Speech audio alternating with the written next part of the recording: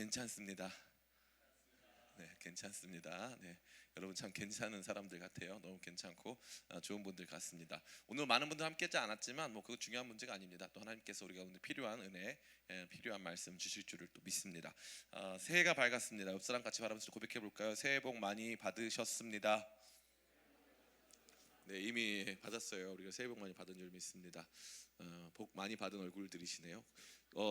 다른 곳에서는 이미 다 마스크를 다 오늘 아무도 안 썼더라고요. 그래서 보면서 야, 세상이 벌써 바뀌었구나. 우리 벌써 2020년 한 2월부터 시작해가지고 이제 만 3년 동안 진짜 우리 마스크가 우리 얼굴의 일부가 되어 있었는데 이게 평상시에도 밖에 나가서 안 쓰긴 했는데 오늘 안 쓸 때 좀 기분이 뭔가 어색했어요. 그래서 사람이 참 이렇게 적응이 빠른 존재구나 많이 생각을 했는데 또 그와 같이 빠르게 시간은 흘러갑니다. 그러면서 또 우리 가운데 새날이 밝아왔는데 보통 믿지 않는 많은 사람들의 관심은 2023년도를 바라보면서 뭐 요번이 무슨 해죠? 그죠? 그 굉장히 검은 토끼의 해라고 제가 알고 있는데 사람들의 관심은 올해 무슨 일이 일어날 것인가, 또 내 삶에 어떠한 유익한 좋은 일이 있을 것인가, 이제 미래를 향한 우리에게 주어진 2023년이라고 하는 아직 다 도래하지 않은 날들에 대한 관심과 기대가 아주 지대한데요. 이것 때문에 많은 사람들이 이제 점도 보고 또 이렇게 올해 운세 이런 것도 한번 생각해보고 하는 것 같아요. 근데 뭐 우리는 당연히 그렇게 할 수 없지만, 근데 사람들의 관심은 거기에 있는 것이죠. 어떻게 여러분들은 올해 잘 되실 것 같습니까? 아멘이 좀 작은 걸로 봐서 좀 많이 어려움이 있나 봐요. 예, 예, 잘 되실 줄 믿습니다. 아멘. 네, 제가 좋아하는 찬송이 있는데 이 만사 형통하리라라는 찬양인데 저는 그동안 이제 얼굴 봐서 알겠지만 약간 생긴 것 자체가 약간 죽상이잖아요. 그래가지고 이렇게 뭔가 늘 근심 걱정이 많고 늘 염려하고 늘 이렇게 고민 속에 사는 게 이제 저의 지나온 삶이었던 것 같아요. 그런데 지나고 보니까 하나님께서 원하시는 일들은 다 되었더라 경험하게 됐죠. 그래서 삶 속에서 내가 힘쓴다고 될 일이 아니었구나, 하나님께서 원하시는 일들은 다 이루어지는구나 하는 것들을 많이 느끼는데, 그리스도인으로 나이 먹어간다는 건 그런 거를 경험하는 것 같아요. 인위적으로 하는 게 아니라 하나님께서 뜻하신 일들은 내 삶 속에서 자연스럽게 이루어지는구나. 근데 이제 하나님 뜻하신 일과 또 나, 그 안에서의 나, 이게 중요하더라고요. 하나님의 일은 이루어져 가는데 그 안에서 나는 하나님과 어떤 관계 속에 있는가. 그래서 하나님께서 이루시는 일과 무관하게 살고 있는가, 하나님께서 이루시는 일과 친밀하게 살고 있는가, 이게 중요한 문제더라고요. 그래서 하나님께서 뜻하신 일은 다 이루어지는 줄 믿습니다. 아멘. 한번 고백해 볼까요? 하나님께서 뜻하신즉 이루신다. 네, 하나님 뜻하시면 이루십니다. 뜻하시면 이루시는 그분이 우리의 인생을 붙잡고 계세요. 그 주님을 우리가 경험하고 알아가고 또 그분을 정말로 삶 속에서 누리는 것이 저와 여러분에게 꼭 필요한 2023년도의 일인 줄 믿습니다. 그러한 의미에서 오늘 우리가 우리의 미래, 주님께서 약속하시는 우리의 미래가 어떠한 것인가, 그거 같이 한번 생각해 봤으면 좋겠어요. 우리가 미래의 일들을 알 수 있다면 많은 부분들이 정리되겠죠. 그죠? 예를 들어 지금 남자친구 여자친구가 있는데 내가 결혼할 미래를 알았어. 근데 이 사람 아니야. 두둥. 예, 그죠? 그러면 이제 어때요? 좀 간단해지죠. 약간 그냥 그런 아니었구나. 어쩐지 잘 안 맞더라. 그러면서 이제 뭔가 이렇게 있잖아요. 그래서 하나님은 그래서 그런 미래를 잘 안 가르쳐 주세요. 어쨌건 우리가 미래를 알면 삶의 선택들이 단순해지고 좀 편안해지는 측면이 있습니다. 그래서 있는데 우리 그리스도인들에게는 정해진 미래, 예정된 미래가 다 존재하는 거예요. 근데 그 정해지고 예정된 미래가 어떻게 우리 삶에 임하는지, 그게 도대체 어떠한 의미인지, 이것들을 알아가는 것이 저와 여러분들을 상당히 지혜롭게 하고 또 우리의 삶을 정말 주님께서 원하시는 이 진짜 부지런하고 성실하고 신실하게 살아갈 수 있게 하는 너무나도 좋은 정말 우리 가운데 있는 유익인 줄 믿습니다. 그래서 오늘 주님께서 우리 가운데 약속하시는 이 미래에 대해 생각해 보면서 오늘 우리의 삶을 다시 한번 정리하고 회복하고 2023년 그 미래를 향해서 나아갈 때 주님 저 이런 모습으로 나아갈 수 있게 도와주세요 라고 기도할 수 있는 저와 여러분 다 되시기를 예수님의 이름으로 축원합니다. 아멘. 자, 오늘 예수님의 첫 번째 제자들에 대한 내용이 등장하고 있어요. 드디어 요한복음에서 예수님이 첫 번째 이 말씀을 하십니다. 그 전까지는 예수님의 음성이 아닌 성경이 등장하는 이 성경 저자, 성경에서 우리를 향해서 이 메시지를 들려주고 있는 메신저의 말씀을 듣다가 이제 마치 영화 속에서 주인공의 대사가 시작된 것처럼 예수님의 대사를 만나볼 수 있는 그 장면이 저와 여러분 앞에 펼쳐져 있습니다. 그 사람들은 누구였습니까? 첫 번째로 예수님과 대화한 사람들 바로 두 제자였어요. 따라해볼까요? 두 제자. 두 제자. 같이 한번 말씀 읽어보겠습니다. 35절부터 38절까지 같이 한번 읽어보겠습니다. 시작. 또 이튿날 요한이 자기 제자 중 두 사람과 함께 섰다가 예수께서 건의심을 보고 말하되 보라 하나님의 어린 양이로다. 두 제자가 그의 말을 듣고 예수를 따르거늘 예수께서 돌이켜 그 따르는 것을 보시고 물어 이르시되 무엇을 구하느냐 이르되 랍비여 어디 계시오니까 하니 랍비는 번역하면 선생이라. 아멘. 예수님께서 요한복음에서 처음 하신 말씀은 무엇을 구하느냐, 너는 무엇을 추구하고 있느냐, 나를 왜 따라오고 있느냐, 그런 취지에서 무엇을 구하느냐, 바로 이 말씀이 첫 번째 하신 말씀이고, 이 말씀을 들은 대상은 다른 사람들이 아닌 두 제자였습니다. 근데 이 사람들은 원래 누구의 제자였냐면요, 세례 요한의 제자였어요. 이 요한복음 1장의 구조를 딱 보면은 예수님은 참 빛이신데 그 빛의 증거자가 있어요. 그 빛의 증거자가 바로 세례 요한이거든요. 세례 요한이 보라 세상 죄를 지고 가는 하나님의 어린 양이로다 선포했어요. 그러니까 그 말씀을 듣던 옆에 있던 세례 요한의 제자들 중에 두 사람, 안드레와 또 요한복음의 저자 이 사도 요한이 그 말을 듣고 예수님을 따르기 시작한 거예요. 예수님의 말씀은 대중들을 향한 연설이 아니었어요. 예수님의 말씀은 신문에다가 내는 뭔가 이렇게 대중을 향해서 뭔가 선언하는 그런 내용이 아니었어요. 예수님의 첫 번째 말씀은 질문이었어요. 무엇을 구하느냐? 나를 왜 따라왔느냐? 이거 너무나 중요한 문제 아닐까요? 오늘 여러분 왜 이 집회에 왔습니까? 여러분 왜 교회에 다니세요? 여러분 왜 예수님을 여러분의 구주로 믿고 삽니까? 이 어마어마한 질문, 이 질문을 딱 던지시면서 시작하는 거예요. 너무너무 재밌는 거죠. 너무너무 재밌는 거예요. 저만 그렇지만 상관없어요. 근데 어쨌건 너무너무 흥미진진한 거예요. 무엇을 구하느냐? 여기 왜 왔느냐? 이 집회에 왜 왔느냐? 도대체 무엇이 너를 이끌고 있느냐? 너의 최종적이고 궁극적인 관심사는 어디에 있느냐? 이게 재밌게도 나이가 지나가서 좀 바뀌죠. 대학교 들어가면 뭐 공부하는 거, 학교에 적응하는 거, 친구들 사귀는 거부터 해서 이제 그 다음에 연애도 하고, 그 다음에 이제 직장에 들어가고, 직장 들어가면 또 직장에서 여러 가지 일들을 또 겪다가 또 결혼을 앞두게 되고, 뭐 그러면서 사람들의 삶이라는 게 거의 유사한 형태로 이렇게 특별할 것 없이 이렇게 많은 이 삶의 단계와 계절들을 지나가게 되는데, 그때 주님께서 던지시는 진짜 아주 의미심장한 질문은 너 여기 왜 있지? 무엇을 구하고 있지? 무엇을 추구하고 있지? 이 집회를 통해서, 이 예배를 통해서, 혹은 너의 신앙을 통해서, 너가 섬기는 교회를 통해서, 공동체를 통해서 너는 무엇을 구하고 있지? 라는 질문이 던져지고 있는 것입니다. 이러한 사람들에게 예수님께서는 함께 하시고 그 질문 앞에 서 있는 저와 여러분에게 새로운 미래에 대한 분명한 말씀들을 주시는데요. 이게 아주 흥미롭고 재밌다고 할 수 있습니다. 근데 예수님께서 이런 미래를 주시는데 그 주시는 과정에서 예수님이 아무리 미래에 대해서 말씀하신다 할지라도 우리가 그분에 대한 확신이 없으면 받아들일 수가 없죠. 그죠? 제가 여러분한테 예를 들어 영목 전도사님한테 제가 영목 전도사님 내일 내가 맛있는 밥을 사줄게요 라고 하면은 저를 믿습니까? 그러니까 방금은 예화였어요. 그래서 그죠?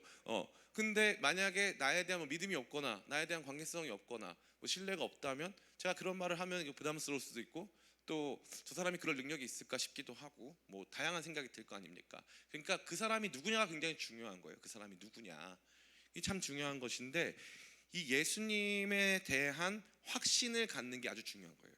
예수님에 대한 확신. 그분이 도대체 어떠한 분인가? 그래서 예수님은요, 질문하시면서 우리를 밀어내시는 게 아니에요. 너 누구냐? 나한테 무엇을 구하느냐? 하면서 우리를 착 밀어내시는 그런 분이 아니고, 너 진짜 여기 왜 왔어라고 하는 질문을 통해서 우리가 여기 왜 있는가에 대해서 다시 한번 우리 스스로 답하게 하시고 그 다음에 우리를 이끄시는 분이거든요. 그 장면이 딱 등장하는 거예요. 제가 한번 읽어볼게요. 38절, 37절, 38절, 39절 제가 읽어보겠습니다. 두 제자가 그의 말을 듣고 예수를 따르거늘 예수께서 돌이켜 그 따르는 것을 보시고 물어 이르시되 무엇을 구하느냐 이르되 랍비여 어디 계시오니까 하니 랍비는 번역하면 선생이라. 예수께서 이르시되 와서 보라. 그러므로 그들이 가서 계신 데를 보고 그날 함께 거하니 때가 10시쯤 되었더라. 아멘. 재밌는 건 뭐예요? 예수님을 따랐는데 예수님은 질문했어요. 질문하시는 예수님, 너 왜 여기 있어? 너 왜 교회 다녀? 너 왜 쉐이커스 집회 왔어? 너 왜 이런 사역들에 헌신하고 있어? 왜 너는 주님 앞에 나아가고 있어? 라고 하는 그 질문이 있는데, 이 질문이 우리를 밀어내는 질문이 아니에요. 너 자격 없으니까 따라오지 마. 넌 안 돼. 너는 못 가는 길이야. 라고 밀어내는 질문이 아니죠. 사실 정직하게 우리의 믿음, 우리의 삶의 궁극적 관심에 대해서 물어보시는 거예요. 그때 답을 하죠. 뭐라고 답을 합니까? 여기 보니까 랍비여 어디 계시오니까. 여기서 랍비여 어디 계시오니까 한번 말씀을 띄워주시겠습니까? 38절 말씀. 네, 감사합니다. 랍비여 어디 계시오니까 라고 되어 있는데, 여기 보면은 이 대답에는 많은 것들이 숨겨져 있어요. 첫 번째는 랍비죠. 선생이란 뜻이잖아요. 번역하면 선생이라고 써 있잖아요. 그렇죠? 그러면 이들이 예수님을 따랐을 때 세례 요한의 증언, 보라 세상 죄를 지고 가는 하나님의 어린 양이로다 라고 하는 증언을 100% 이해한 게 아니에요. 세례 요한이 증언해준 내용을 토대로 예수님이 메시아다라고 하는 강력한 확신 속에서 온 게 아니라는 거죠. 그들은 그저 그 증언을 쫓아 한번 따라와 본 거예요. 그들의 걸음은 온전하지 않았고 그들의 선택은 아직 고정되지 않았어요. 근데 그들은 주님께 나아가고 있었죠. 그분은 주님을 따르고 있었죠. 주님을 향해 걸음을 걸어가고 있었죠. 그들이 먼저 질문한 게 아니에요. 예수님이 먼저 질문하셨죠. 그리고 나서 그들은 뭐 하고 싶다고 그랬어요?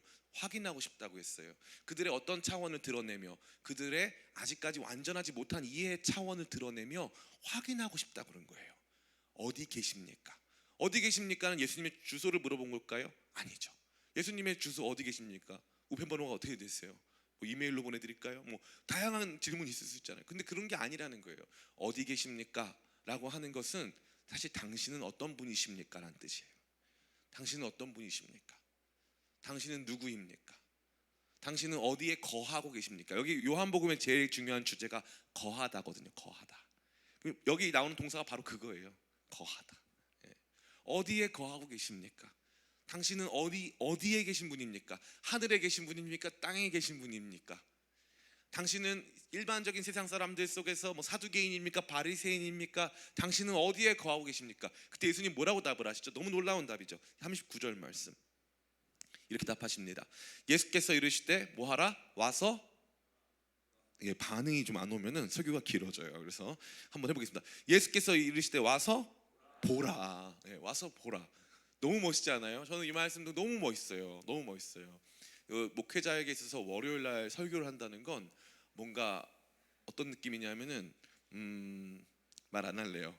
근데 어쨌건 벌써 목소리 자체가 지금 상당히 지금 느낌 오죠? 그래서 그 상당히 그런 상황이에요. 근데 오늘 이 말씀 준비하다가 내가 너무 신났어요. 제가 지금 신나 보이죠, 그죠? 굉장히 신났어요. 제가 기분 굉장히 좋거든요. 여러분 때문에 좋은 것도 있지만 이 말씀 자체가 저한테 너무 새롭게 막 다가오는 거예요. 그래서 너무 제 마음이 기뻤어요. 그래서 이 말씀을 읽는데 주님께서 와서 보라 이거예요. 다가와라 이거예요. 멀리서 예수님을 대상화해가지고 예수님에 대한 여러 질비한 우리의 이성적 사고 논리 이런 얘기들 쫙 풀어놓지 말고 들어와. 내 안으로 와. 나와 함께 거하자. 나 있는 곳에 너도 함께 하자. 이 거함이 핵심이었다는 거예요. 예수님이 있는 그 자리로 더 나올 것을 말씀하시는 거죠. 우리는 그저 그분을 여러 가지 의심과 불완전한 걸음으로 따라갔지만 도리어 그분이 내게 말씀을 하시고 내게 질문하시고 나의 연약한 답변 랍비 아직 메시아 아니에요. 근데 뒤에 어떻게 돼요? 뒤에 보면 이렇게 되어 있어요. 41절 그가 먼저 자기의 형제 시몬을 찾아 말하되 우리가 메시아를 만났다 하고 메시아는 번역하면 그리스도라. 랍비로 시작해서 이제 뭐가 됐어요? 메시아가 됐죠. 그러니까 앞에 랍비라고 하는 고백은 아직 완전한 고백이 아니었던 거죠.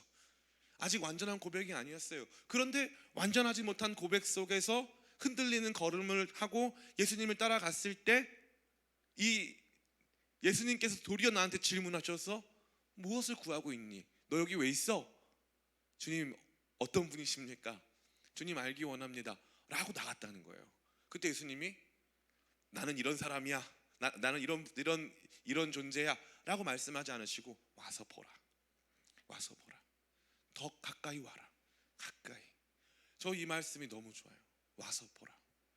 그냥 예수님을 실체 없는 여러 이 서술, 제가 요즘에 글을 싫어해요. 글. 네, 글이 싫어. 요즘에 백날 생각하는 게 그거예요. 신앙은 뭘까? 글로 정리할 수는 있죠. 사랑, 연애. 가끔 그런 말 하잖아요. 쟤는 연애를 글로 배웠어. 그럼 연애를 잘한다는 뜻이에요, 못한다는 뜻이에요? 못한다는 뜻이잖아요. 쟤는 신앙을 글로 배웠어. 여러분 어떻게 느껴지세요? 많은 사람이 신앙을 글로 배워요. 신앙을 글로 배웁니다. 많은 사람들의 서술들을 배워요. 그 서술들은요, 표현이어서요, 경험한 사람들이 표현한 거여서 그 경험을 알아야 그 글을 이해할 수 있어요. 그러니까 너무너무 중요한 거였어요. 이게 예수님은 처음부터 이 신앙의 양상을 와서 보라라고 하는 참여형, 체험형, 예? 초청형으로 말씀하시는 거예요. 신앙은 와서 배우는 거예요. 와서, 들어와서 배우는 거예요. 이게 너무너무 중요한 거더라고요.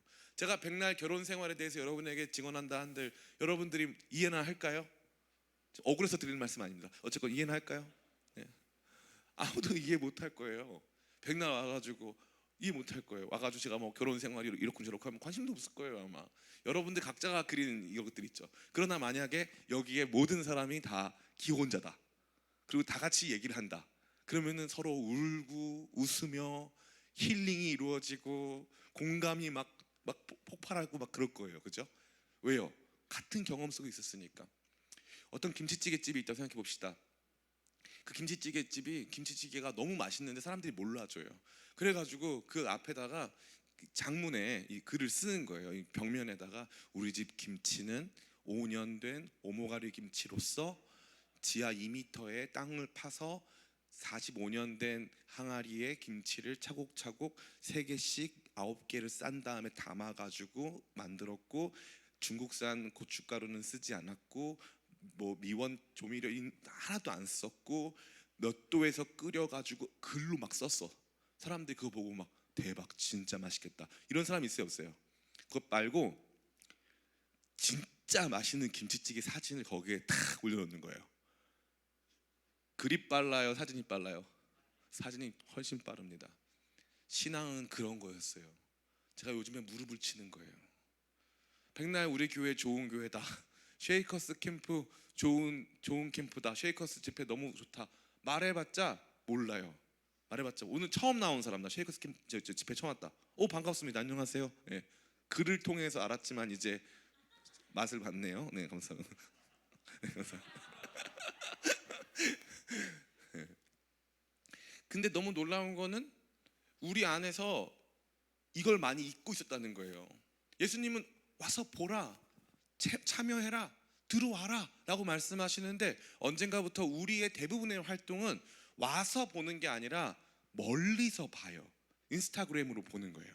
어떤 집회가 있으면 유튜브로 봐, 그 집회를. 그래서 유튜브로 멀찌감치서 보는 거예요. 예수님 뭐라고? 와서 봐라, 들어와라, 그 현장으로 와라, 그 관계 속으로 친밀히 들어와라 라고 말씀하시는데, 그 안으로 참여하거나 체험하거나 그 안에 그 초청을 받아들여가지고 반응하는 그러한 종류의 신앙에서는 멀어져 있었다는 것이죠. 예수님에 대한 확신을 갖기 위해 필요한 것은 무엇이냐면, 따라해볼까요? 그분께 더 가까이 나아가는 것. 예, 여기 보면은 이 사람들의 나아감이 다 보이지 않습니까? 35절 말씀. 또 이튿날 요한이 자기 제자 중 2사람과 함께 섰다가 예수님께서 건의심을 보고 말하되 보라, 하나님의 어린 양이로다. 2 제자가 그의 말을 듣고 예수를 따르거늘. 그 장면으로 영화로 보자면 서 있는 사람, 그리고 걸어가시는 예수님, 그리고 그 다음에 그 예수님을 따라가는 사람, 그죠? 활동의 변화가 눈으로 보이는 것 같잖아요, 그죠? 그러니까 예수님을 향해서 걸어가는 발걸음이 너무너무 중요한 거예요. 아직 여러분들이 예수님을 잘 알지 못한다 할지라도, 우리의 발걸음이 날마다 흔들려서 때로는 죄악에 빠져서 다시 일어난다 할지라도, 주님께서 저와 여러분을 초청하시고 저와 여러분으로 하여금 당신의 어떠하심을 보이는 자리는 와서 봄이라고 하는 놀라운 결단과 수고를 요구하는 것임을 여러분들이 기억하시기를 축복합니다. 그렇지 않으면 예수님께서 우리 향해서 선포하시는 말씀, 여러분의 미래에 대해서 주시는 그 거룩한 말씀에 대해서 반응할 수 없고 들을 수 없어요. 백날 예수님이 여러분을 사랑하십니다 해도 그분이 누군지를 모르고 그분이 어떠한 분인지를 알지 못하면 예수님의 사랑이 나랑 무슨 상관이 있느냐 이렇게 되는 거죠. 결국 신앙이라는 것은 관계성이고요, 신앙이라는 것은 생각보다 더 체험적이고 더 참여적이고 더 반응적인 것을 이 말씀은 저와 여러분 모두에게 보여주고 있는 것입니다. 2023년 여러분들이 그리스도 예수 안에서 나의 미래가 형성되어지는 그 놀라운 과정에 복되게 참여하기 위해서 요청되는 것은 따라해 볼까요? 그분께로 더 가까이, 예수님께로 더 가까이 나가는 거예요. 제가 지난주에 금식을 하고 왔어요. 대박 사건이죠.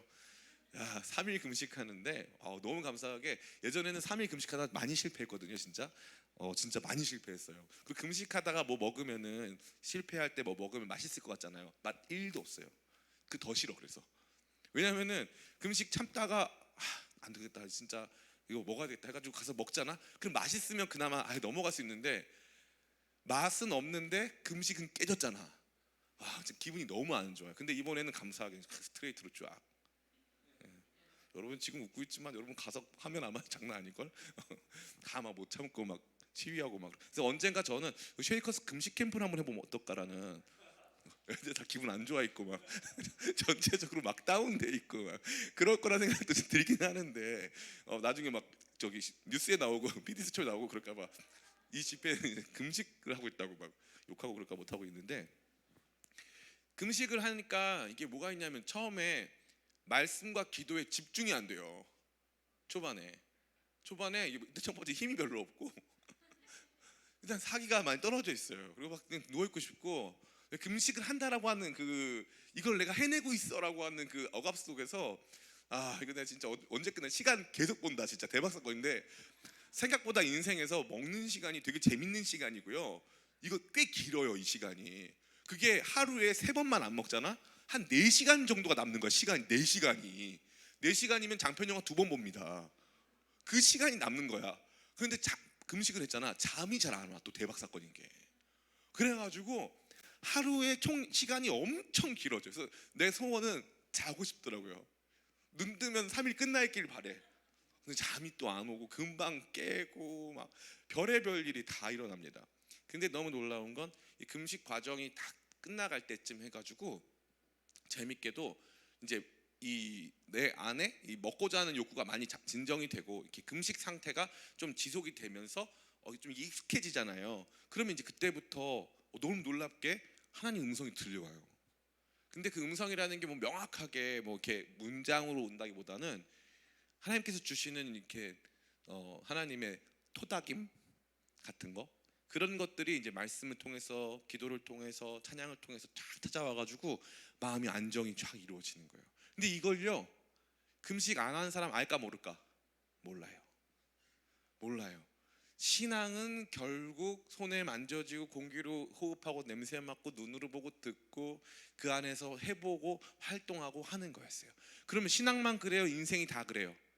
인생이 다 그런 거예요. 인생이 다. 언젠가부터 우리는 너무 이 우리의 신앙을 글로 보는 거, 뭐 인스타그램이라던가 페이스북이라던가 유튜브를 통해서 간접적으로 체험하는 것들에 되게 익숙해져 있단 말이에요. 그런데 전 여러분 너무 축복해요. 이렇게 월요일 날 이 자리에 나온, 우리 회사 갔다 온 지체도 있고 막 그럴 텐데 여러분들이 자리에 있는 거 너무나 소중한 경험입니다. 이러한 발걸음이 2023년 여러분의 삶에 충만하게 축복합니다. 그러기 시작할 때 그 다음부터 말이 통해요. 그 다음부터 예수님에 대한 확신이 들기 시작하면서 그분의 말씀이 나를 향해서 뭐라고 말하고 있는가에 대한 기대, 그것에 대한 간절한 소망, 믿음이 생기기 시작하는 거예요. 그게 출발점입니다. 그래서 여기에서부터 변화가 시작되는 거죠. 자, 두 번째 우리가 살펴보기 원하는 것은, 첫 번째, 예수님께서 약속하시는 미래, 우리에게 약속하신 이 미래를 바라보기 위해 우리가 그분에게 가서 그분을 만나고 그분과 함께 거하는 시간들이 필요했다라는 것이라면, 두 번째, 예수님이 알려주시는 미래가 어떠한 것인가라고 하는 것을 생각해 볼 필요가 있어요.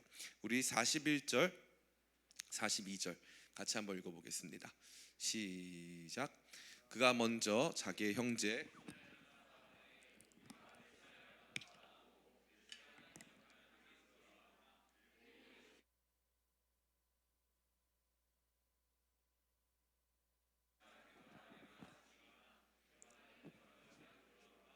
아멘. 여기 보면은 예수님께서 이제 안드레의 전도를 통해 이제 확신하게 된 안드레, 예수님에 대해서 확신하게 된 안드레가 자기의 형제인 베드로를 전도합니다. 베드로를 전도할 때도 베드로야 믿어라가 아니에요. 베드로야 와서 같이 보자, 예수님 같이 만나자라고 베드로를 초청하고 있죠. 예수님이 계신 현장으로 초청하고 있는 거예요. 그러니까 전도도요, 여담이지만 우리가 전도를 너무나 이 무슨 뭐 전도 패턴을 통해 가지고 그 사람에게 예수님을 전하는 과정이 당연히 중요하고 당연히 해야 될 것이지만, 그거보다 더 확실하고 더 좋은 게, 따라해 볼까요? 교회로의 초청. 교회로의 초청이라고 하는 이 너무 좋은 방법도 있고, 이것이 어찌 보면은 더 확실한 방법인데, 언젠가부터 예수님을 전하는 거지 교회를 전하는 건 아니야 라고 하는 인식이 팽배하면서, 우리가 교회라고 하는 그리스도의 몸이라고 하는 실체에서 배제된 우리의 이성으로 받아들이거나 아니면 우리의 개인으로 받아들일 수밖에 없는 복음을 계속 전하고 있더라고요. 그래서 사람들이 전도지 받으면 그걸로 집에서 열심히 봅니까 안 봅니까? 안 보잖아요. 그래서 전도지를 버릴 수 없게 만들잖아요. 그죠? 버릴 수 없는 전도지 대표적인 게 뭐가 있습니까? 물티슈. 버리고 싶은데 가치가 있어. 그래서 버릴 수는 없어. 그게 이유가 뭐냐면 버리기 때문이에요. 왜냐하면은 비인격적 복음 증거는 한계가 있어서 그래요. 비인격적 복음 증거, 비관계적 복음 증거, 비교회적 복음 증거는 반드시 한계를 맞이합니다. 어찌됐건 안드레는 가서 베드로를 향해서 초청을 하죠. 베드로가 왔어요. 베드로가 멀리서 아니에요. 베드로가 왔어요. 왔더니 예수님께서 베드로를 보시면서 이렇게 말씀하세요. 내가 요한의 아들 시몬이니 장차 게바라 하리라 하시니라. 게바는 번역하면 베드로라. 게바는 반석이라는 뜻이에요. 반석. 너 시몬인데 너 앞으로 반석이야. 오늘 우리에게 약속하시는 미래. 너 이제 반석이다. 내가 너 위에 교회 세운다. 우리는 이제 이러한 차원이 너무 익숙하니까 받아들여요. 근데 너무 놀라운 게 뭐냐면요, 여기 보세요. 이게 우리가 원하는 방식의 미래에 대한 조망이냐 이거죠. 아니라는 거예요. 우리가 원하는 건 이런 거예요. 너 요한의 아들 시몬 힘들었지? 그랬죠요. 이렇게 우리 이거 원하는 거잖아요. 사실은 너 그동안 엄마도 없이 많이 외로웠지? 맞아요. 우리가 생각하는 예수님의 만나주심 늘 이런 방식이란 말이에요. 그죠? 과거에 대한 토닥임 뭐 이런 거, 그죠? 그리고 현실과 되게 밀착된, 너 지금 무슨 공부하고 있는데 앞으로 그거 해서 잘 될 거야. 너 몇 년도에 어디 회사 들어갈 거고, 너 몇 년도에 결혼할 거야. 지금 만나는 사람은 너 남편 아니야, 너 아내 아니야. 그리고 너 걱정하지 마. 너 올해 좋은 일이 생길 거야. 너 지금 있는 곳에서 좀 더 살아. 이사 갈 생각하지 말어. 우리는 약간 이런 거 생각해요. 근데 지금까지 제가 말한 거 가만히 들어보면 누구 말 같아요? 누구? 좀 큰 소리로 말해봐요. 무당 같은, 너무 대놓고 말하는 거 아니에요? 진짜 사랑합니다. 네. 점쟁이 같잖아요. 이게 재밌는 거예요. 우리 예수님 이게 잘 알아야 돼요. 그동안 우리 속고 살았어요. 하나님께서 그의 아들 예수 그리스도 안에서 우리 가운데 주시는 미래에 대한 약속은요, 따라해 볼까요? 과정 생략. 이게 포인트예요. 과정 생략이에요. 그러니까 우리는 힘들어 안 힘들어? 힘들죠. 왜냐하면은 우리가 궁금한 거는 결과예요, 사실 과정이에요. 다 결과라고 말하고 싶지만 사실 너는 잘 될 거야 이렇게 말했었어요. 대신 고생을 죽도록 한다. 대신 너 인생 자체가 고난이야. 너 중간에 두 번 죽을 뻔할 거야. 너 가다가 너 이번에 투자한 거 있지? 그거 망할 거야. 그 과정을 알고 나면 다 실망하잖아요. 그죠? 너무 재밌는 건 하나님 언제나 이런 식이라니까요. 아브라함이라고 하는 사람을 불러요. 그래가지고 아브라함한테 내가 너로 큰 민족을 이루고 너에게 땅을 주고 너로 말미암아 열방이 복을 받게 하겠다 말씀하셨어요. 그리고 나가지고 창세기 17장에 보면은 아브라함의 이름을 바꿔주세요. 아브라함에서 아브라함으로, 모든 열방의 아비가 될 거라고. 근데 그 과정을 말씀하십니까 안 하십니까? 너 이삭 태어나면 이삭 한번 나한테 바쳐야 될 거야. 그런 말씀은 없어요. 너무 재밌게. 하나님 또 누구 이름을 바꾸십니까? 야곱의 이름을 바꾸시죠. 하나님 축복해 주세요. 축복해 주세요. 축복해 주세요. 저 축복 안 하면은 이 강을 못 건너갑니다. 저 이제 에서한테 죽어요. 막 기도하고 있는데 이제 밤새 씨름한 다음에 이제 너는 이제 이스라엘이다. 하나님과 겨루어 이긴 자다. 그랬는데 웃긴 게 뭐예요? 그 뒤에 가면은 딸 디나는 강간당하고 아들 제일 사랑하는 요셉은 형들한테 미움받아가지고 팔려가잖아요. 그의 삶이 슬픔으로 점철되어 있잖아요. 그래서 애굽에 가서 바로한테 뭐라고 합니까? 험악한 세월을 살았다고 하잖아요. 내 인생 지나온 삶의 여정이 험악했다고. 이게 너무너무 재밌는 거예요. 주님이 우리의 미래의 약속을 주세요. 너무 재밌게도 그 약속을 주실 때 그 약속이 과정생략이에요. 과정생략. 갑자기 분위기 안 좋아요. 근데 재밌는 게 있어요. 그 과정이 다 생략이 돼요. 그럼에도 불구하고 이게 이제 우리 앞에 펼쳐질 미래인 건 확실합니다. 제가 이제 저희 집은 어렸을 때 굉장히 가난했어요. 근데 저희 집에 이제 큰 누나가 있었어요. 67년생, 큰 여러분의 거의 부모님 같은 연배시죠. 큰 누나가 있었고, 그 다음에 이제 우리 형이 있고, 그 다음에 이제 우리 누나가 있었고, 우리 누나 다음에 저랑 똑같은 이름의 요한이가 있었고, 그 요한이가 죽고 제가 이렇게 생겼어요. 그때 이제 우리 집이 저기 강북구 수유동 살 때인데, 그 당시에는 이제 이 임신 중절, 이른바 낙태죠. 낙태 시술이 굉장히 활발하고 횡행하게 이루어지고 있었을 당시예요. 그래서 많은 여성들이 낙태를 했어요. 근데 우리 어머니가 우리 집이 너무 가난하니까 이제 나를 낙태를 해야 되겠다 생각하고 이제 그 어디입니까? 교회 가가지고 수유동 성결교회를 가가지고 이제 새벽 기도를 하면서 하나님 너무 가정이 어려워서 형편이 안 돼가지고 이 아이를 낳을 수는 없을 것 같습니다. 그리고 벌써 왜 그랬겠어요? 벌써 그 당시는 우리 큰 누나가 살았을 때인데 큰 누나 있죠, 형 있죠, 누나 있죠. 그 다음에 요한이라는 아이가 죽었잖아요. 벌써. 그러니까 아이가 죽었는데 그 또 아이를 또 낳기에는 뭔가 이렇게 걱정도 되고 두려움도 있고 하니까 그러니까 이제 아이가 또 죽을까봐 이렇게 얼굴 더 까매 보이는 거 아닌가요? 지금 괜찮나요? 조명이 갑자기 어두워진 것 같아요. 괜찮습니다. 근데 그래서 이제 그런 선택을 하고 싶으셨던 것 같아요. 그래서 이제 기도를 하는데 하나님이 응답을 주셨다는 거예요. 저 응답 받고 태어난 사람이에요. 놀랍죠? 여러분 무슨 응답이 있어요? 저는 응답이 있는 사람이에요. 근데 응답 받고 태어났는데 무슨 응답이었냐면은 그 아이를 낳아라. 그 아이가 하나님과 사람과 사람을 화목하게 하는 화목 제물이다 라는 음성을 듣고 제가 태어난 거예요. 화목 제물이라고 생각해 보니까 나는 그때 되게 좋은 말인 줄 알았는데 제물은 뭐예요? 중간에서 죽는 거잖아요. 타 죽는 거거든요. 그래서 얼굴 엄청 까맣잖아요.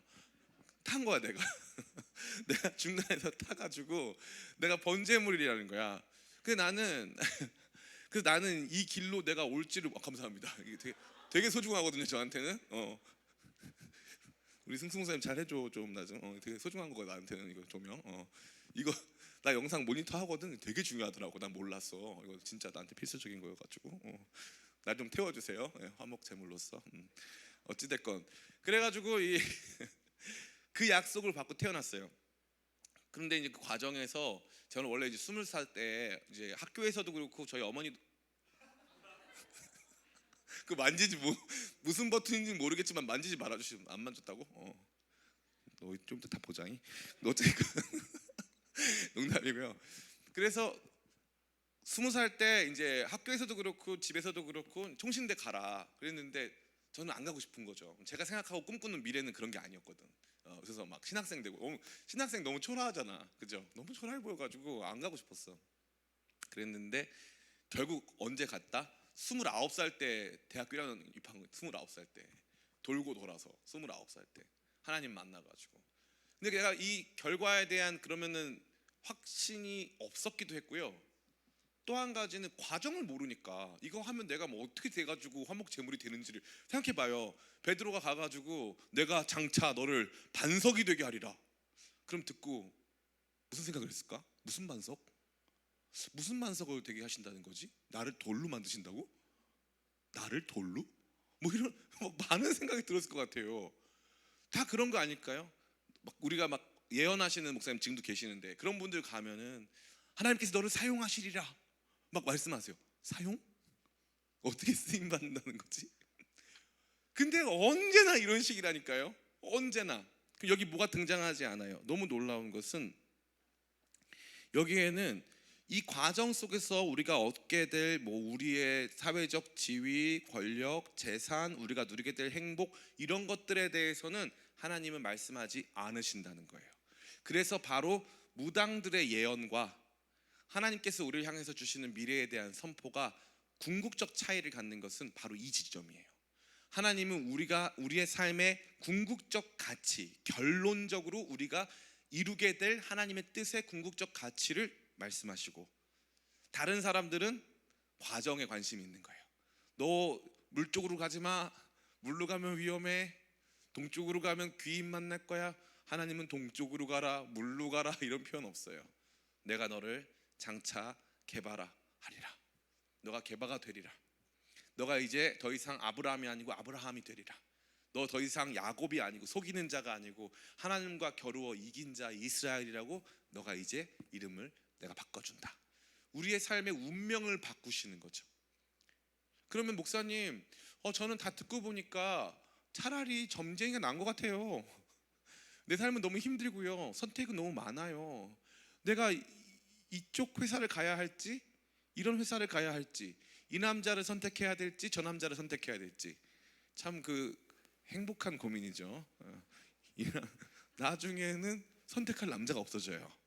어쨌건 그런데 막 그런 다양한 고민 속에서 우리에게 이제 그런 선택들에 좀 도움을 주시고 그 선택이 야기할 문제들을 미리 좀 알려주시고 그 선택을 통해서 얻게 될 유익들에 대해서 조금 알게 해주신다면 우리 삶이 더 쉬울 것 같은데, 그러니까 우리의 모든 관심은 미래에 대한 이 예지, 사전적인 지식이 언제나 우리의 삶을 윤택하게 하고 좀 편하게 만드는 그쪽으로 향해 있잖아요. 근데 하나님은 그런 정보는 안 주시고 궁극적 정보를 주시는 거예요. 그래서 너는 이제 반석이 되리라. 놀라운 거는 뭐예요? 베드로가 이름이 시몬이 유명해요? 베드로가 유명해요? 베드로가 유명하잖아요. 그죠? 제가 요번에 로마 가가지고 성 베드로 성당 갔다 왔거든요. 장난 아니에요. 진짜 커요. 성 베드로 성당 미켈란젤로가 만들었거든요. 대박 천재예요. 장난 아니에요. 쩔어요. 완전 멋져. 와, 대박 사건 진짜. 불 잘하자.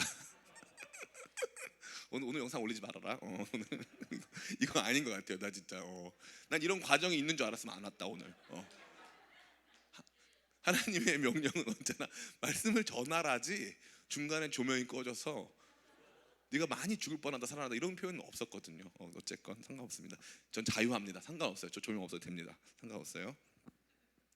자, 그러면 왜 상관없다고 하니까 왜 켜져? 괜찮아요.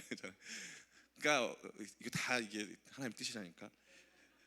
그러면 우리에게 필요한, 우리한테 주어지는 미래, 우리 삶에 펼쳐질 일들에 대한 정보, 이런 것들에 대해서 어찌 보면 무속인들, 뭐 점성가들, 뭐 역술가들 이런 사람들이 주는 정보가 더 유익해 보일 수 있잖아요.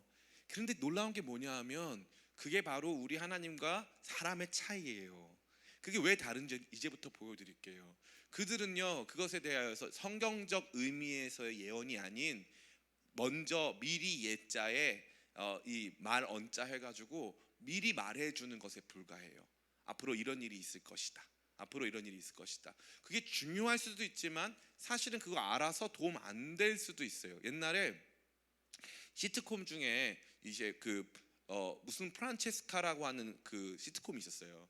거기 보면은 지금은 돌아가신 분이신데 신해철 씨가 등장하는데 그분이 미래를 알게 돼요. 문제는 뭐냐면 3초 전에 알아요. 아무 의미가 없어. 그 어떤 것도 바꿀 수가 없어. 3초 전에 확실히 알거든. 아무것도 못 바꿔.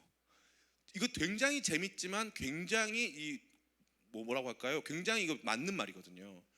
과정을 안다고 해서 그게 우리가 바꿀 수 있는 과정이 아니라면 의미가 없어요. 생각보다 의미가 없어요. 그런데 너무 놀라운 게 우리 주님은 따라해 볼까요? 예언이 아닌 선언을 하신다. 와, 이게 재밌는 거예요. 같이 한번 읽어볼까요? 42절 말씀 같이 읽습니다. 시작. 데리고 예수께로 오니 예수께서 보시고 이르시되 내가 요한의 아들 시몬이니 장차 게바라 하리라 하시니라. 게바는 번역하면 베드로라. 장차 게바라 하리라. 이것은 예언이 아니에요. 예수님께서 이렇게 만들겠다는 거죠. 그러니까 여기에는 뭐가 숨어 있는 거냐면은 우리 삶을 향한 주 대신 예수 그리스도의 강력한 주권적 의지가 들어있는 거예요. 내 앞으로 나온, 나를 보기 위해서 나온, 나를 알기 위해서 나온 너희들, 내가 장차 너희를 게바로 만들겠다. 너의 삶을 내가 바꾸겠다. 그래서 이건 예언 아니고 선언이에요. 왜냐하면 그분의 의지로 그것을 반드시 이루겠다라고 하는 것이기 때문이에요. 이게 엄청난 차이가 되는 거예요. 단순히 미래에 일어난 일들에 대해서 정보를 나열하는 것이 아니라 그 미래를 붙잡고 계신 주님이 우리의 삶을 반드시 그러한 방식으로 만드시겠다라고 하는 어마어마한 선언이 되는 거죠. 그러니까 주님께서 저와 여러분에게 원하시는 믿음은 예언에 움직이는 삶이 아닌 거예요. 예언에 움직이는 삶이 아니라 주님의 선언에 우리의 믿음을 드리고 우리 삶을 맡기는 삶을 원하시는 거예요. 사도 바울이 이제 이 가이사랴라고 하는 지역으로 내려갑니다. 이 선교 여행을 다 마치고 하나님께서 주신 분명한 사인이 있어서 너가 예루살렘에 갔다가 로마로 가야 한다라고 하는 메시지를 듣고 가이사랴라고 하는 데로 딱 내려가요. 거기에 위대한 예언자, 선지자 아가보라는 사람이 있습니다. 그가 성령에 의해서 예언을 굉장히 많이 했어요. 그런데 갑자기 그 사람이 밥 먹다 말고 사도 바울의 허리띠를 가져다가 그 띠의 주인이 누군지도 모르는 상태에서 자기 손발을 묶습니다. 묶더니 제가 하는 말 그냥 하는 말이 다 성경에 있는 말씀이에요. 묶더니 이 띠의 주인이 나처럼 묶이게 될 거라고 예언을 합니다. 예언을 해요. 그 사람들이 다 사도 바울 보고 예루살렘 가지 말라고 묶인다고 막 그랬어요. 근데 사도 바울이 뭐라고 하냐면은 내가 성령에 이끌려 예루살렘에 가는데 내가 무슨 일을 만나는지 내가 모른다고 이미 말했고요. 뿐만 아니라 나는 이미 내 길은 정해졌다. 그럼 잘 보세요. 아가보는 성령의 사람이 아니고 사도 바울은 성령의 사람이어서, 성령의 사람이어서 사도 바울의 믿음이 더 높고 사도 바울의 말이 더 맞아서 아니에요. 아가보는 과정을 말한 거예요. 어떤 과정? 사도 바울이 묶이게 될 과정을 말한 거예요. 그러나 사도 바울은 하나님께서 자기를 향해서 주신 선언을 말한 거예요. 그가 나의 증인이 되어 이방인을 향한 나의 사도가 될 것을 하나님께서는 사도 바울에게 말씀하셨거든요. 그래서 사도 바울이 그 들은 선언대로 아가보의 예언의 과정을 지나 묶여서 예루살렘 갔다가 예루살렘에서 묶인 채로 배를 타고 로마로 갑니다. 하나님 말씀이 이루어졌어요? 안 이루어졌어요? 이루어졌어요. 아가보의 예언이 이루어졌어요? 안 이루어졌어요? 이루어졌어요. 그러나 그것은 과정이었고 사도 바울이 받은 약속한 미래는 하나님의 선언이었어요. 그러면 우리 삶의 결론이 나오는 거예요. 무엇에 기반한? 예수님의 선언에 기반한, 예수님의 강력한 주권적 의지를 담은 그 선언에 기반한 우리의 미래. 따라해볼까요? 내 삶은 예수 그리스도 안에서 가치 있다. 이게 저와 여러분에게 주신 미래예요. 뭐 이 정도 들으면 결국 목사님 그런 말씀 하시려고 그랬군요. 아니에요. 인생을 살다 보면요, 여러분은 지금 젊고 건강하고 다 예쁘고 잘나고 그래가지고 이 말씀이 크게 다가오지 않을 수 있어요. 근데 삶의 고비를 지나고 많은 상처와 연단의 시간들을 지나다 보면 내 삶이 무의미하게 느껴져요. 어렸을 때는 젊은 기분으로 미래에 대한 기대와 소망을 품고 알바도 하고 힘든 일도 잘 감당하는데 나이를 조금씩 먹다 보면 옆에 사람 돌아보면은 옆에 사람은 나보다 훨씬 더 나은 삶을 사는 것 같고 내 삶은 무너져 있을 것 같을 때가 얼마나 많은데요. 나한테는 왜 저걸 안 주셨지? 하나님 모든 걸 다 똑같이 주셨지만 내게 안 주신 한 가지가 있거든요. 그 한 가지 앞에서 무너지고 좌절할 때 주님의 엄청난 선언보다 때로는 이 신문 한 쪼가리에 등장하는 오늘의 운세가 더 위로가 될 것 같은 날들이 있단 말이에요. 그러면 나이가 먹으면 먹을수록 그게 더 커져요. 50살, 60살 넘어가면 그 시간이 곧 옵니다. 속히 와요. 젊음은 영원하지 않아요. 젊은 이때 여러분 정말 여러분 이때를 가치 있게 사용하시고 이때 행복하게 사시길 축복합니다. 슬픔이 여러분을 압도하도록 그냥 두지 마세요. 여러분 슬퍼할 권리가 없는 사람들이에요. 예. 목사님 제 마음 몰라서 그렇죠. 저는 몰라요. 어차피 여러분 제 마음 모르잖아요. 근데 어차피 내가 다 알아줘야 돼 여러분 마음을? 그거 어차피 다 모르고 사는 거야 우리. 주님만 아시는 거예요. 그런데 그 과정에서 여러분들이 내게 주신 삶의 가치를 모르는 거예요. 사도 바울에게 중요했던 건 과정이 아니에요. 하나님의 선언이에요. 내가 너를 통해 이방인에게 내가 너로 알게 한 그것을 전하겠다. 사도 바울이 어떻게 죽었어요? AD 63년에 사도 바울이 이 로마에서 참수형으로 죽었어요. 그 당시까지만 해도 지중해 세계 전체에서 기독교 신자의 비율은 현저히 낮았어요. 근데 오늘날 전 세계의 가장 큰 종교는 이슬람이 애를 아무리 많이 낳아도 천주교를 포함한 기독교 세계가 그게 뭐 이단이건 뭐건 어쨌든 자기가 예수님 믿는다고 고백하는 그 사람들이 전 세계에서 가장 많습니다. 사도 바울이 살았을 땐 본 적이 없는 장면이에요.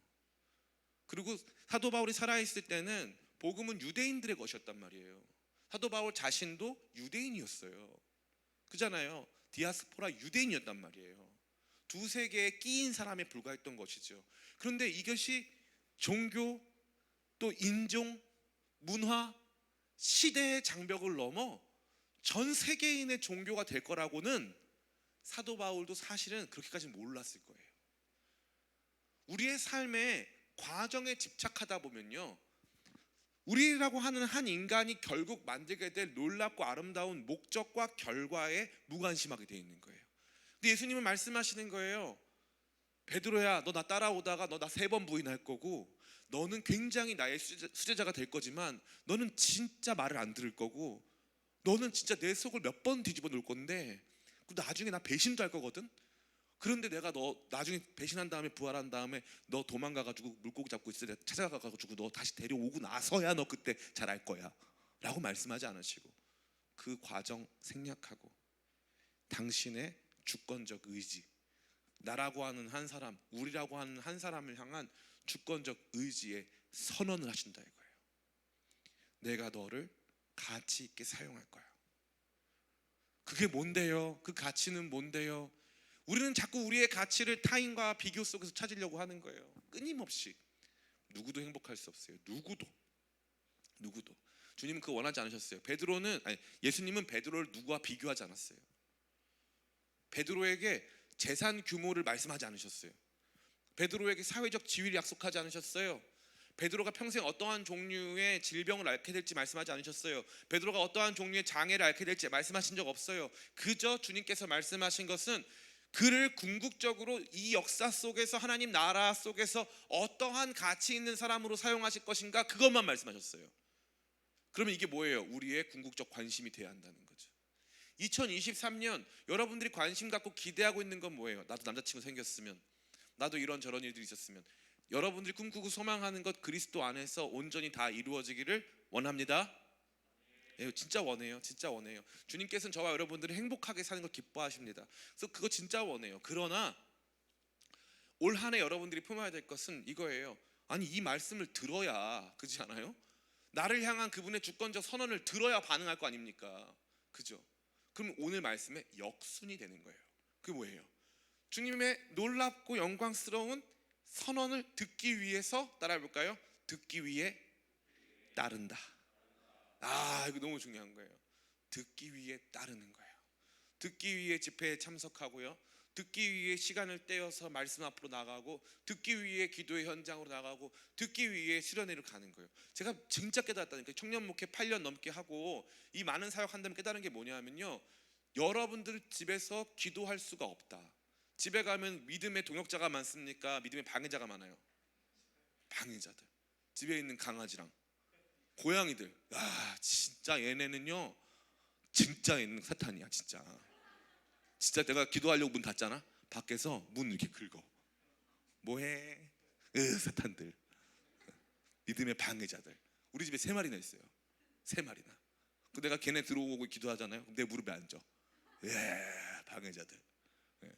그뿐만 아니라 집에 가면 또 다른 종류의 믿음이 우리 아내 빼고 방해자들 있잖아요. 그죠? TV를 내가 기도한다고 TV를 켭니까? TV를 같이 꺼줍니까? TV를 켜죠. 뭐뿐만 아니라 내 방에 나 기도하고 있는데 불쑥불쑥 들어옵니까? 안 들어옵니까? 내가 기도하고 있다 보면 기도 중 써놔도 상관없어. 뭐하냐? 노크도 안 해. 뭐하냐? 들어와가지고. 이게 너무 안타까운 거예요. 그래서 우리 청년들 따라해 봅시다. 교회 다니자. 교회 다니세요. 교회 좀 잘 가시고 주중에도 가세요. 그냥 쓸데없이 가가지고 앉아있다 와. 그냥 자꾸 거기로 가. 그 공간을 향해서 가. 그리고 캠프 가자. 따라해볼까요? 캠프 가자. 그냥 아무 때나 가. 아무 캠프나. 이번에 쉐이커스 캠프 하지만 가. 그냥 막 가. 그리고 막 모임 있으면 가. 그냥 가. 저는 그랬어요.